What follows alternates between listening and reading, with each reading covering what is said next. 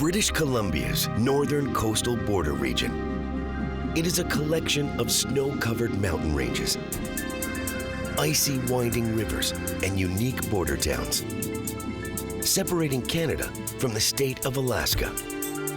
Incredible wildlife sanctuaries. The Kusmatine Grizzly Bear Sanctuary is about 45 miles to the north of Prince Rupert. It's an amazing area. A unique transportation infrastructure. Sometimes that water gets so rough that the boats can't actually travel there. And cultural traditions living on after 12,000 years. For over 1,000 years, we pass it on from one generation to the next. Now, we reveal the coastlines like never before, unlocking the secrets of our maritime past, present, and future. Canada, over the edge.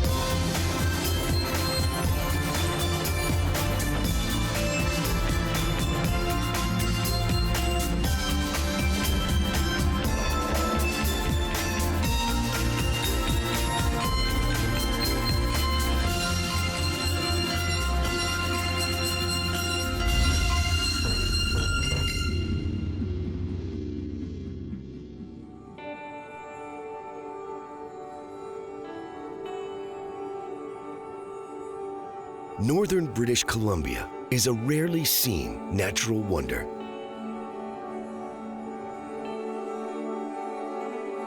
Set apart from most of BC's towns and cities, the landscape is timeless and pristine.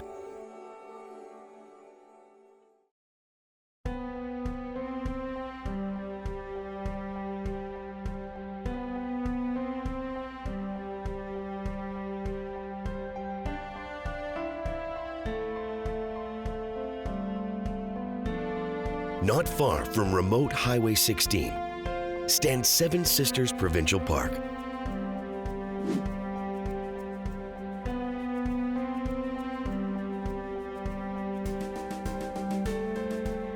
The park and protected area encompass the mountaintops and rich forested ecosystems below.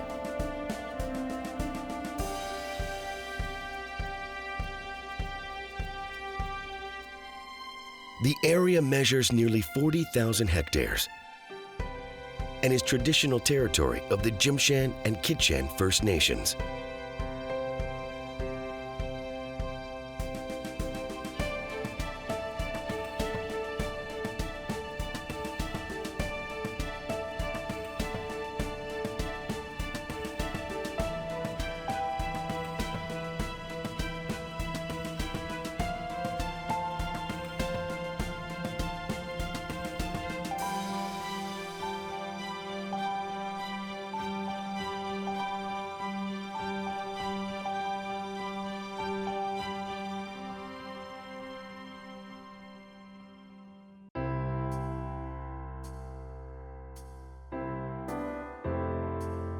High above the protected forests, the peaks of Seven Sisters are a signature image here.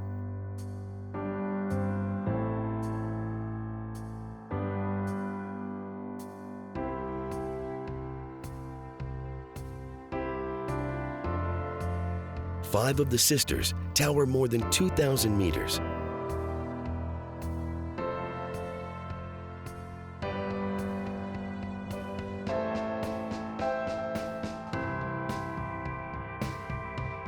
The tallest peak is 2,750 meters high and dominates the landscape.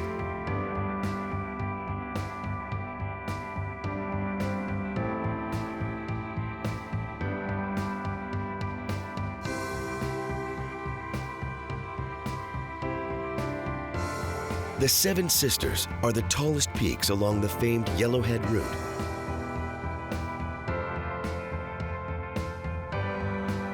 Stretching from Mount Robson inland to the Pacific Ocean.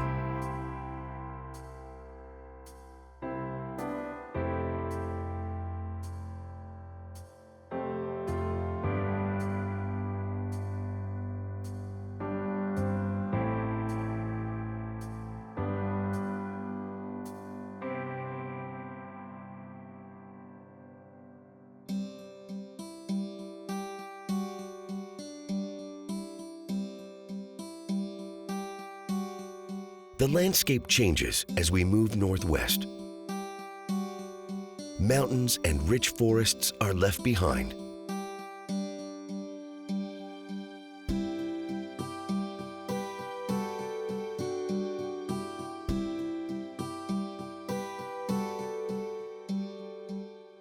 Rolling hills stretch for kilometers.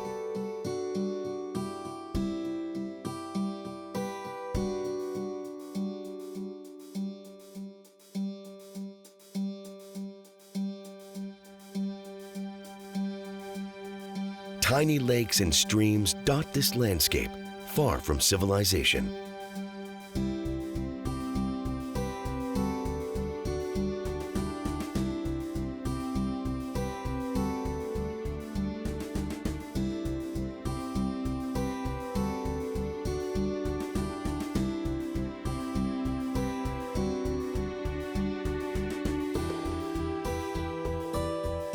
The hills are mostly barren, with patches of sparse vegetation, revealing a palette of colors that seem of another world.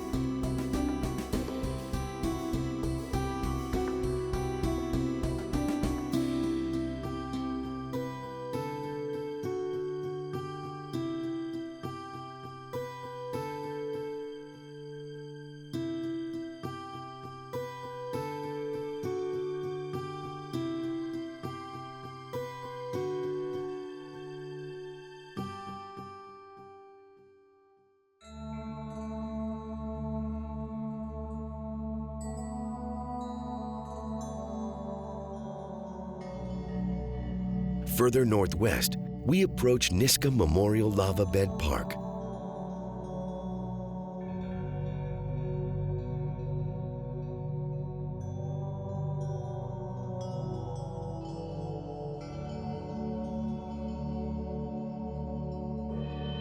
A violent eruption took place here just 250 years ago.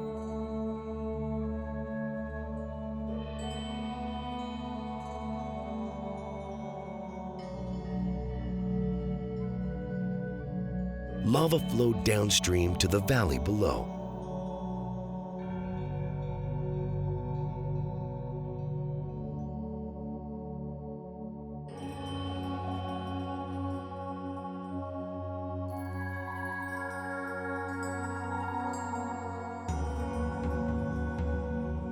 It spread and hardened, leaving behind a geological wonder measuring 178 square kilometers.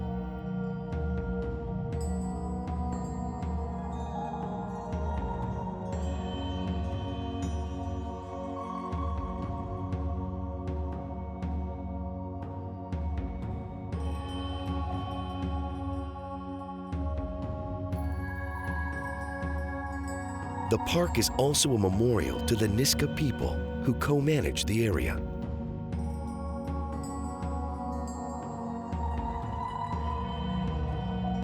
Their oral history records unthinkable tragedy. The eruption here destroyed 2 villages, killing 2,000 people.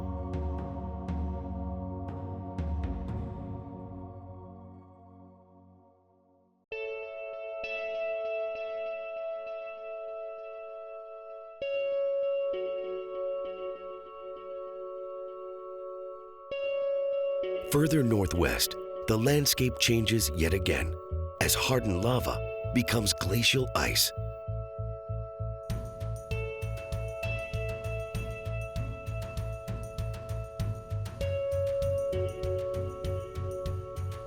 This is the Cambria ice field, named after the ancient geological era some 500 million years ago.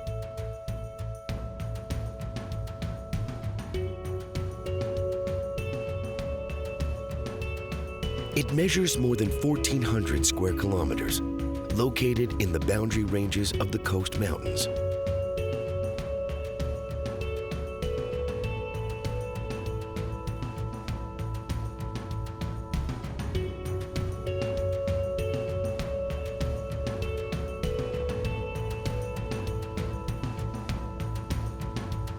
The ice field can be reached by boat from the Portland Canal to the west, or from the Glacier Highway to the north.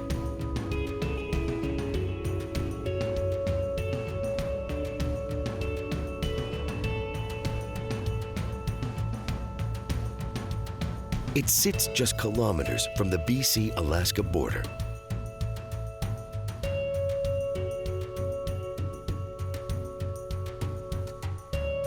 Weather conditions here can be extreme.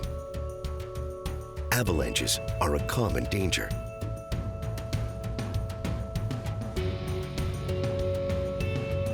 The ice field is a mix of glacial peaks,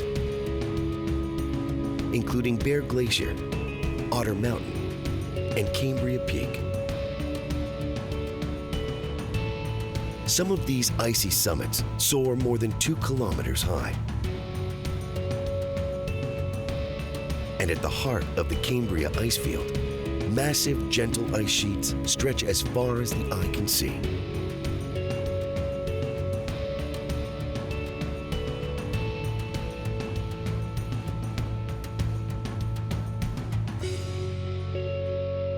It is a surreal and stunning landscape.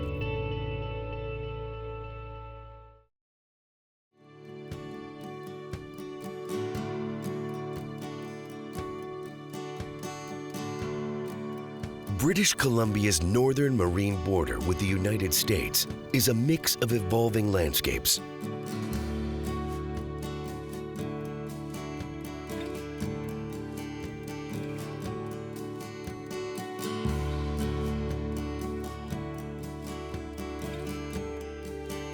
Just kilometers from the Cambria ice field, the town of Stewart, BC, lies in the distance.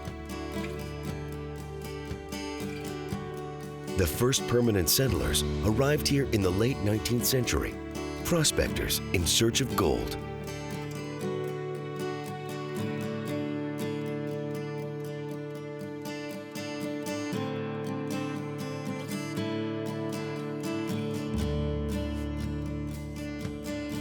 In the early 20th century, 4 brothers with the family name Stewart arrived and declared the town the gateway to the Klondike.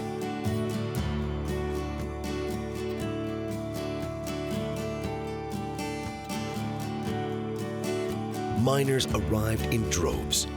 Prior to World War I, Stewart was home to more than 10,000 people. But in recent years, mining here has declined.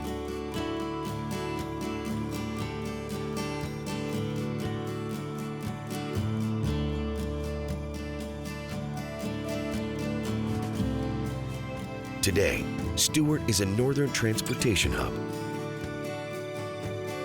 It's Canada's northernmost ice-free port, open to marine traffic year-round.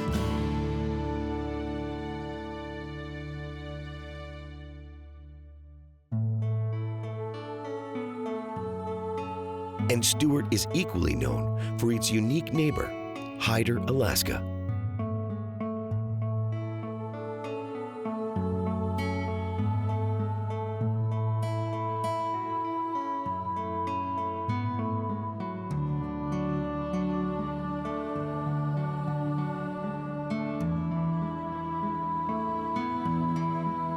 Hyder is Alaska's easternmost town. It is completely surrounded by wilderness, so remote it is one of the few points in the United States without a guarded border crossing.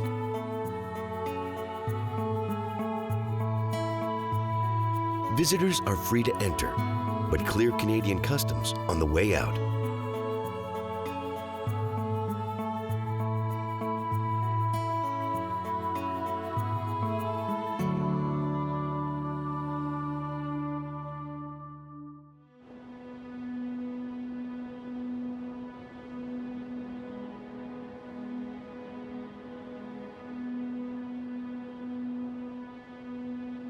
Lifting off from Stewart, morning mist and cloud cover are signature features in a region that receives more than 1,800 millimeters of precipitation each year.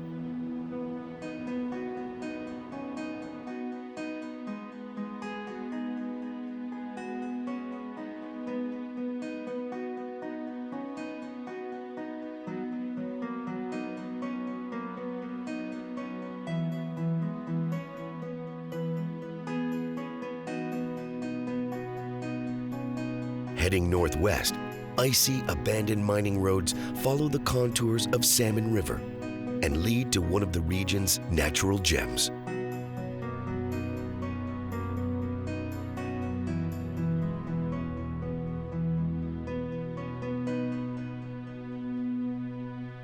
Salmon Glacier is the 5th largest glacier in North America.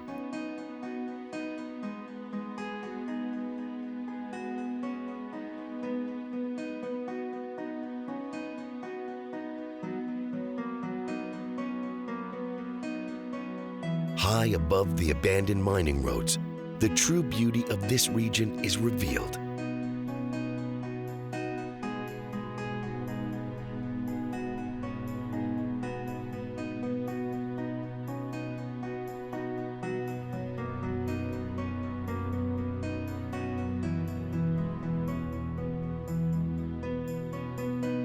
Salmon Glacier lies barely a kilometer from the BC-Alaska border, just inside Canadian territory.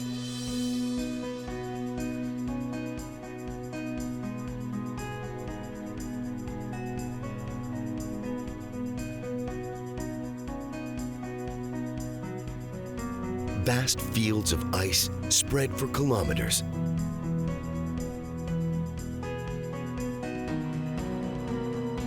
Oblivious to the nearby international boundary.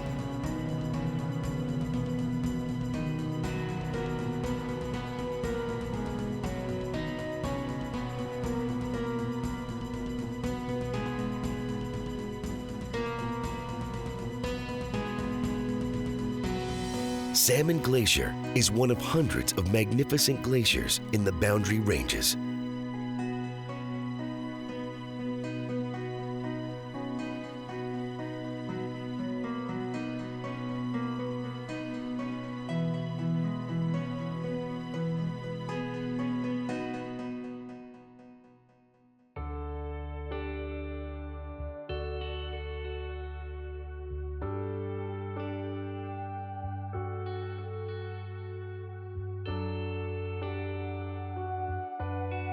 Heading south from Stewart, we follow the contours of the Portland Canal.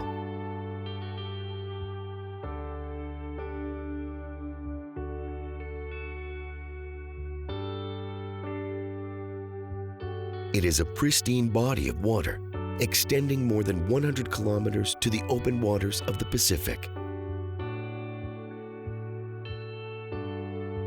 It is lined by magnificent forests and towering cliff faces.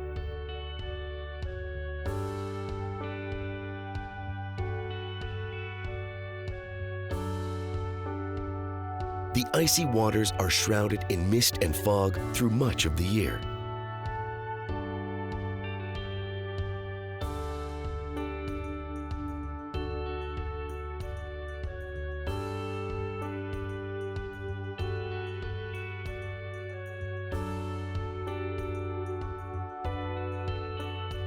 The canal was explored by Captain George Vancouver in 1793.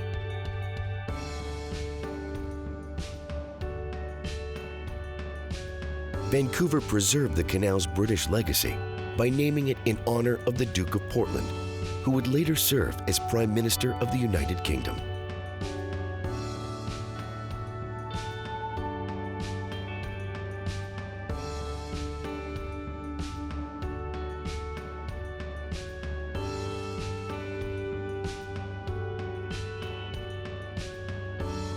But British and Canadian sovereignty along this international boundary has not always been secure.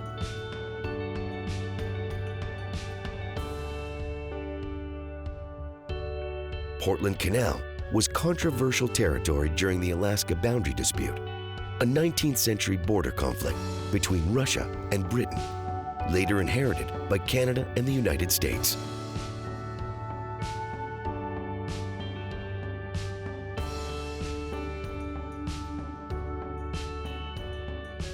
In 1903, 3 Americans, 2 Canadians, and 1 British representative formed a mixed tribunal tasked with marking the border once and for all.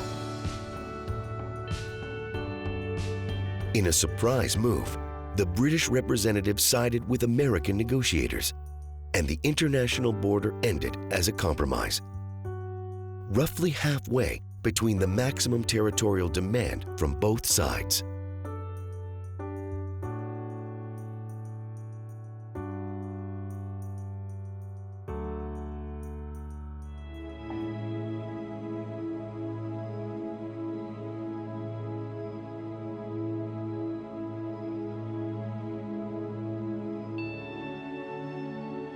From the Pacific Ocean to Salmon Glacier, British Columbia's marine boundary with the state of Alaska is a scenic wonder.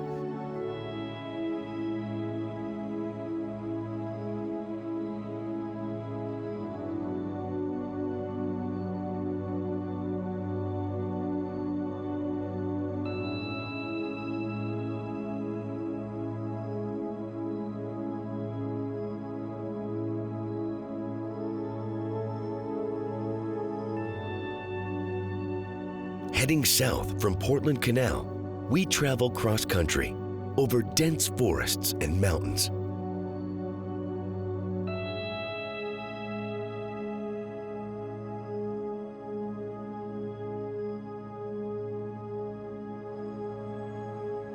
The region is remote and uninhabited by humans. This is grizzly bear territory and the site of the Kusmatine Grizzly Bear Sanctuary.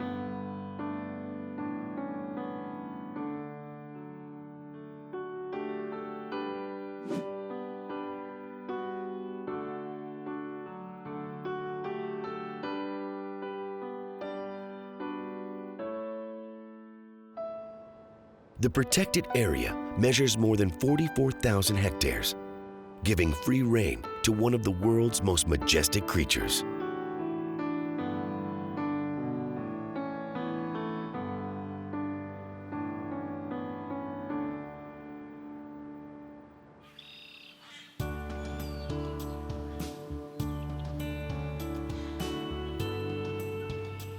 The Kusmatine Grizzly Bear Sanctuary, it's about 2 hours by boat. It's an amazing area.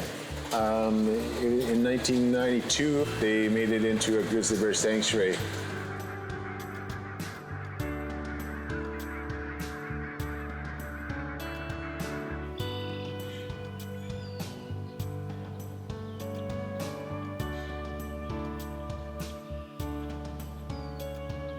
We go up there every day, May, June, and July, and we see grizzly bears. It's quite remarkable.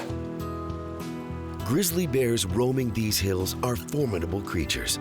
Some measure more than 2 meters tall. But they are amazing animals, and to be able to see them in their natural habitat, doing what they do on a daily basis.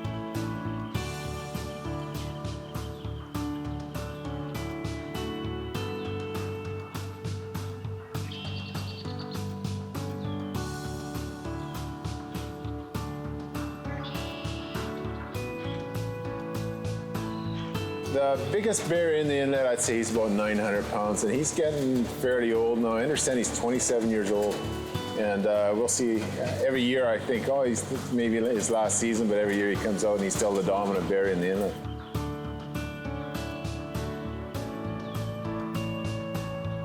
Doug Davis says the creation of the Grizzly Sanctuary came with years of pressure and lobbying.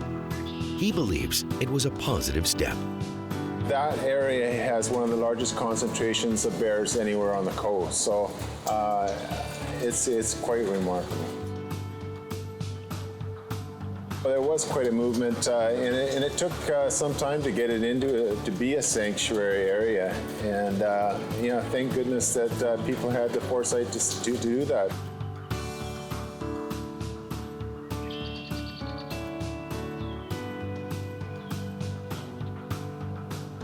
The future looks bright for the grizzlies in the Kusmatine. Every year we're seeing more and more cubs, and we're seeing grizzlies venture out from the Kusmatine. They are spreading into their regional area. There is no hunting on grizzly bears from the Skeena watershed all the way to the Nass watershed. That's about 70 miles of coastline, as well as a huge area of upper or inland area as well. That there is no hunting on these bears, so they are not threatened, and they are safe.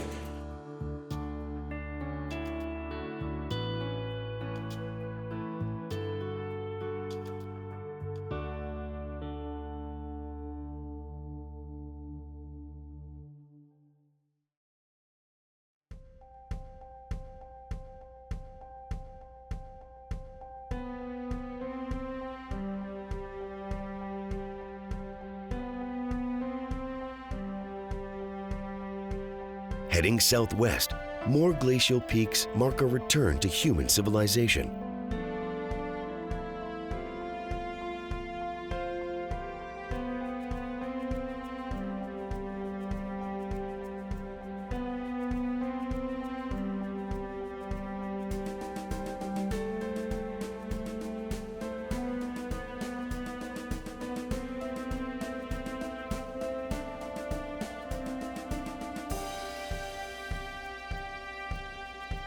This is the city of Terrace, home to more than 11,000 people.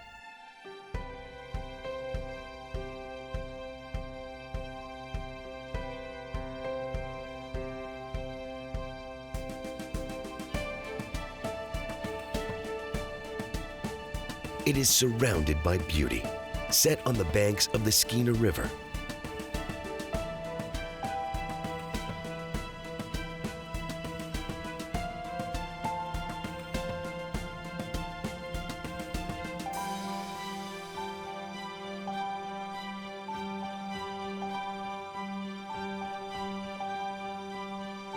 Terrace is the center of commerce for the region and the hub of transportation, with the railway extending from Terrace to the ports of the Pacific.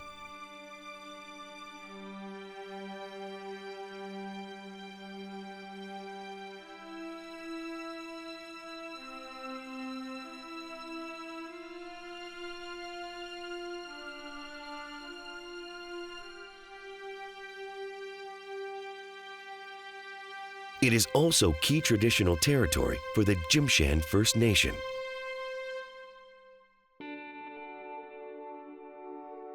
The Jimshan people occupy well over 200 miles of coastline. It extends from the city of Prince Rupert, extends westward, extends eastward inland, extends north to the Nass River.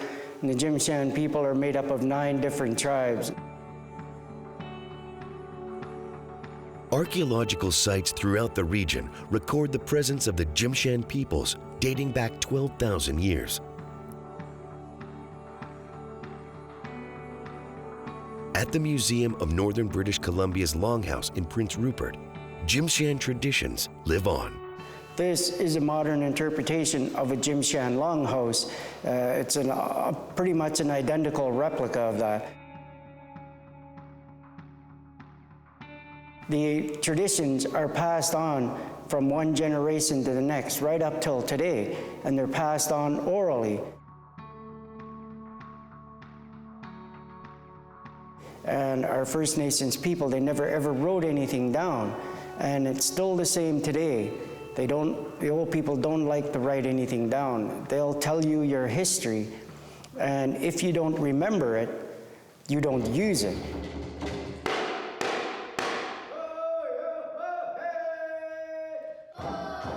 Sam Bryant and others perform a number of ceremonial dances, traditions passed on through time.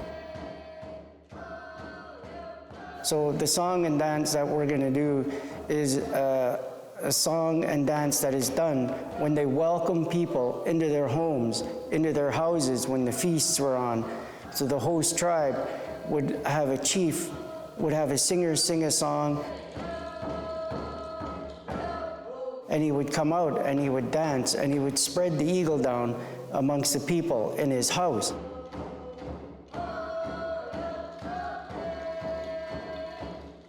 This was welcoming them into the house peacefully.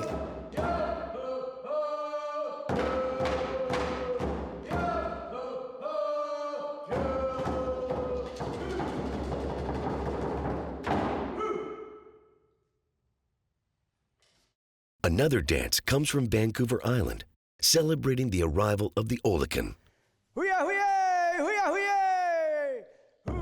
A small fish that was a valuable source of food and oil. When the Olicans start running, it's a very happy time because it runs at the end of winter. And it's one of the first foods that you have that you can gather, and it fills your belly again. So the people are very happy when the Olicans start running because they also can make grease out of it. And The girls here, they will do the dancing for us, and the guys here will do our song. So when you see the drums do this, it's like when they push the olakan grease into the buckets, and the girls will do the imitations of gathering the olakan from the river.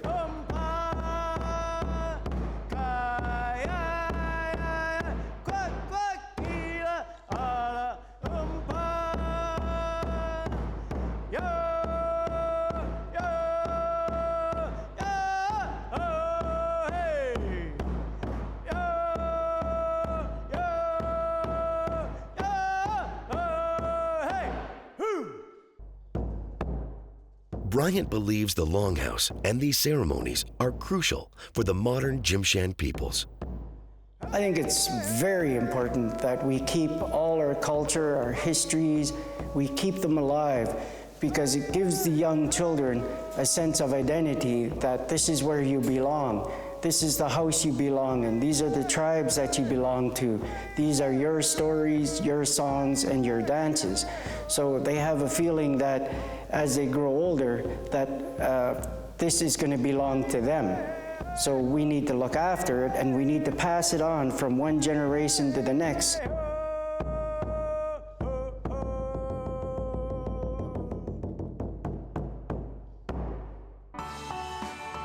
Heading southwest, we trace the path of the Skeena River, above one of Canada's richest fishing grounds and one of the world's top roadways.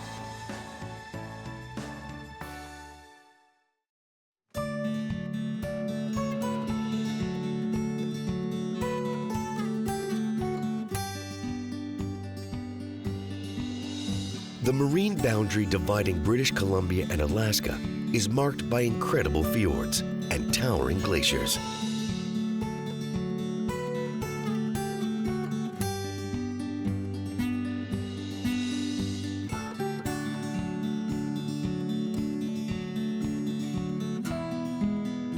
Just southeast of the city of Terrace, the Skeena River makes a remarkable run towards the open waters of the Pacific, set just a mountain range away from Alaska.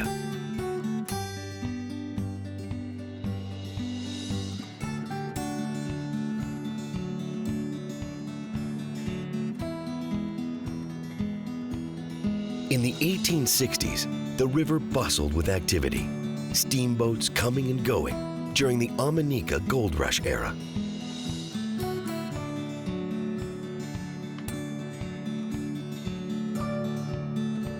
Today, it is famous for sport fishing.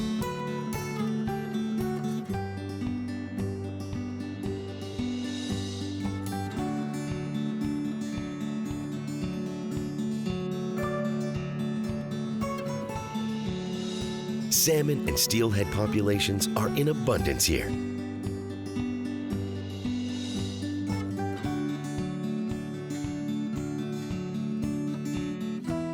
The Skeena holds the second richest sockeye salmon habitat in Canada, with more than 70 spawning grounds.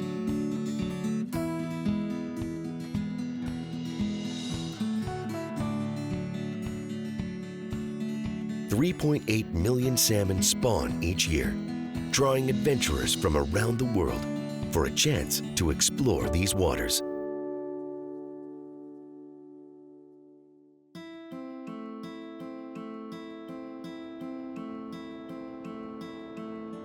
The Skeena also lies adjacent to a remarkable roadway.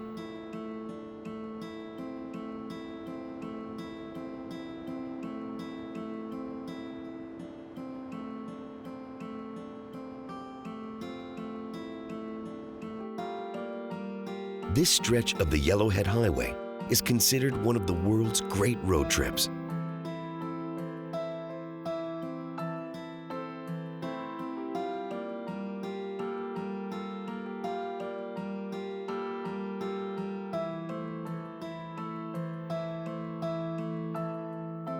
It is a winding, magnificent journey, following the contours of the Skeena, flanked by incredible mountains on either side.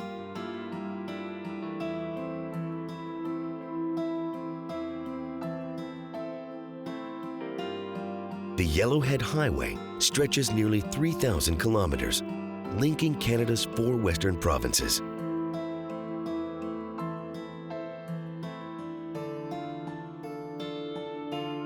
This final stretch was not completed until World War II, providing American convoys access to isolated Prince Rupert, a key staging ground for deployments to the Pacific.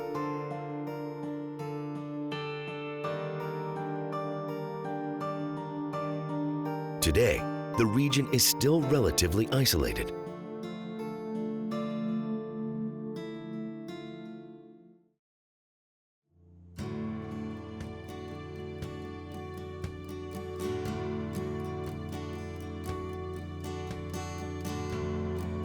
Boats, ferries, and float planes are key to Prince Rupert and the surrounding region, a unique feature on approach to the Pacific coast.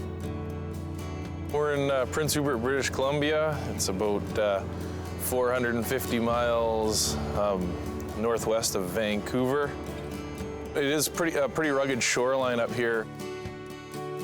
If you were to fly around this area and you look down, there's a lot of rivers, inlets, and jagged shoreline to access here.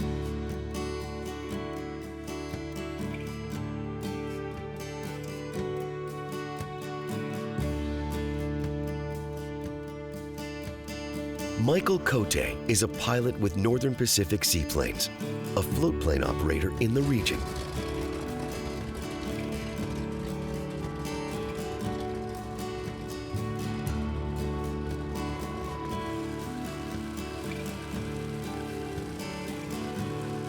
Flying around in the bush planes up here is handy because a lot of the communities that we fly to are on their own separate islands.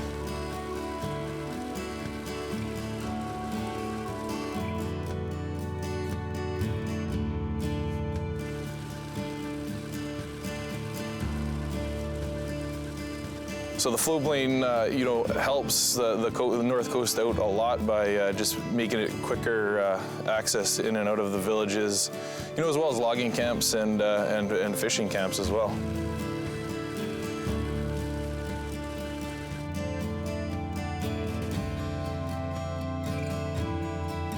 Cote relies on experience, common sense, and a brand of plane that has been used here for decades.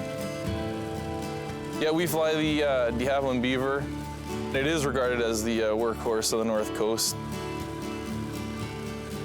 They're ideal for these areas because you got short takeoff performance and landing. They can pack a pretty heavy load for what a lot of our passengers and customers consider a smaller aircraft.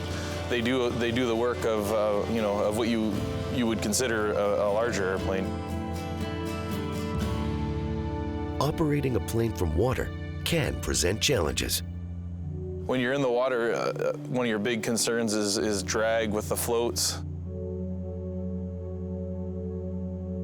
Up here, you get a lot of strong winds up in this area, creating rough water, and sometimes the rough water can be a bit much for some people. With experience up here, you can manage quite easily. But float planes can offer advantages. Sometimes when you're on wheels and you're on a runway, you can't always get the wind directly on the nose of the aircraft. One of the things I really like about flying float planes is that you can easily take off into wind. It's actually pretty neat taking someone for their first ever float plane ride. We do quite a few sightseeing tours up here, and we get a lot of people from Europe and other parts of the world. And the first question I ask them when we head down towards the plane is, have they ever been in a float plane before? And a lot of the times it's no. And they're a little nervous. You can sense the nervousness. They get inside and they're kind of looking for the life jackets. And I can understand how they could feel odd about being in a float plane. But when they get back, it's the smiles on their face tell the story. These planes also provide an essential service on this coast. delivering supplies in and out of the villages and flying people in and out of the villages. Sometimes that water gets so rough that the boats can't actually travel there, and we can get airborne and climb up over top the rough turbulence and make it into a lot of the villages in a nice, safe, calm manner. But one of the big things with landing on the water here with these float planes, number one is the water conditions and direction of wind, as well as debris in the water. The first thing you have to do when you're landing in a float plane is what we call a circuit. So you'll actually fly over and take a look at the water where we're going to touch down, and you have to think ahead. You have to be ahead of the airplane, scout out where you're going to land based on the wind direction, and then look there to see if you got any debris and see if there's any oncoming boats. Keep a watch on what's going on in the water. The big difference on floats is you gotta kind of hold the yoke back just before you touch down so that the plane doesn't dig in on you in the water, because that water does create a lot of drag on the floats. For Michael Cote, the skies surrounding Prince Rupert are more than a job. They are part of his family story here. When I turned 18, I'd done 1 year of college or school at the college here, and I went home and just told my dad, I said, hey, listen, business isn't for me. I'm going to go down and get my pilot's license. 2.5 years later, I moved back to Prince Rupert, and he taught me how to fly on floats. And roughly a year after that, I got a job up here flying for the same company as him, and we actually worked together for about 3 years.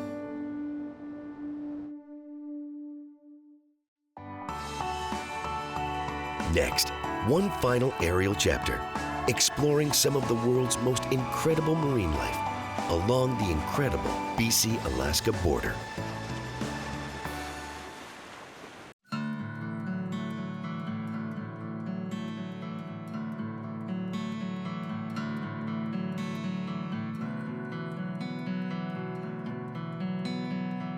The Pacific coast of northern British Columbia is a remarkable stretch of jagged shoreline and tiny islands, just kilometers from the Alaska border.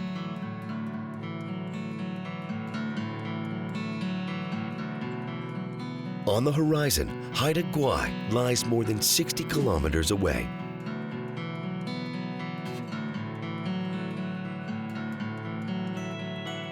This is the northern extremity of more than 25,000 kilometers of BC marine perimeter.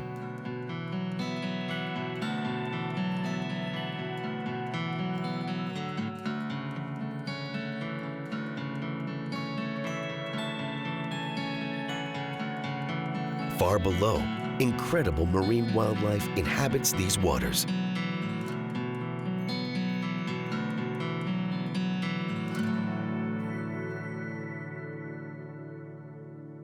We're in northern British Columbia, as far north as you can go on the Inside Passage. We're about 72 miles away from Ketchikan, Alaska. We have some of the best whale watching in the world. With his state-of-the-art adventure boat, Inside Passage, Davis takes visitors to explore these waters. The team heads offshore. Yeah, we've been doing whale watching here for 18 years, so you do get to know where the whales hang out. It's a high feed area in northern Chatham Sound, and it's an area where it goes from 2,000 feet deep right up into about 300 feet deep. So you get a lot of exchange of water in between those two areas, which creates a lot of feed in the area. Humpbacks are all about where the feed is. Just kilometers from Prince Rupert, Davis spots a whale, but he decides to carry on. There's our first whale right over here. Just got to keep an eye over that way because you never know what they're going to do. We try to find whales in the largest numbers. I know we just saw a whale right here, but we're going to keep on traveling north and see if we can get onto numbers of whales instead of just one. 3 hours into the journey, Inside Passage reaches its initial charted course. But the seas are too stormy. The weather here is a little bit funny with the waves. It would be a bit hard. He wants to go a little bit further north. They carry on. Finally, a good vantage point. The observation deck opens. The whale watchers are rewarded almost immediately. They head closer to shore in the hopes of seeing these magnificent creatures up close and personal. The anticipation of what's going to happen next is always there. I'm always trying to show the best of these animals that we can, and it's always challenging.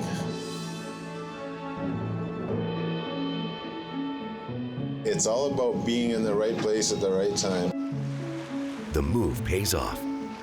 It is an incredible display with humpbacks seemingly everywhere.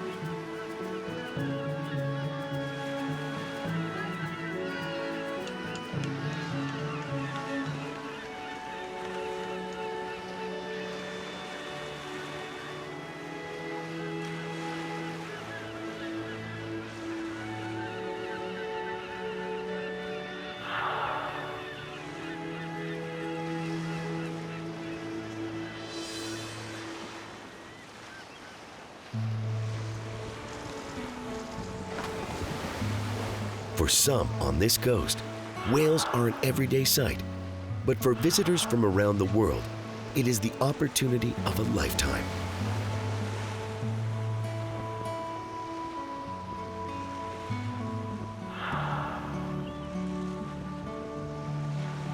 Davis believes adventures like this contribute to the success of the whale population here.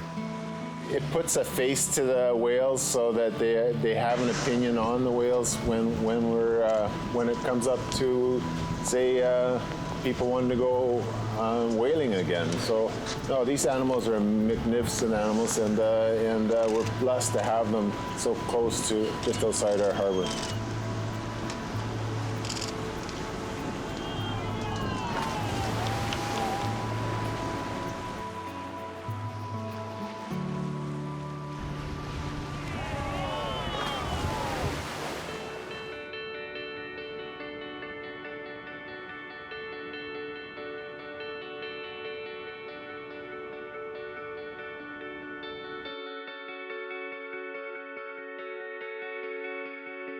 From the evolving, incredible landscapes of the northern British Columbia interior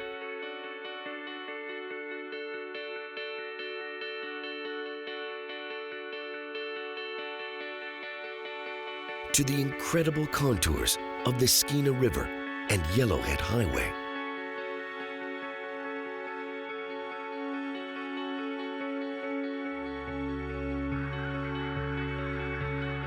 to the wildlife sanctuaries of this region.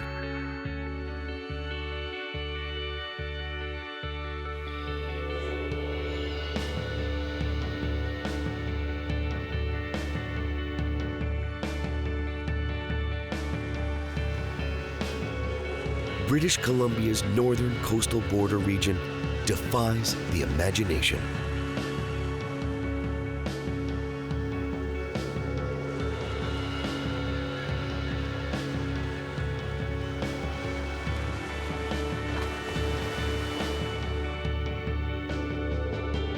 It is home to protected sanctuaries, including soaring peaks and subsea habitats.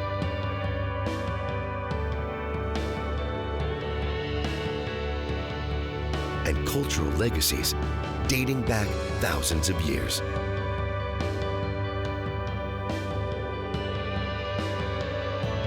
It is one of the world's most remarkable international boundaries.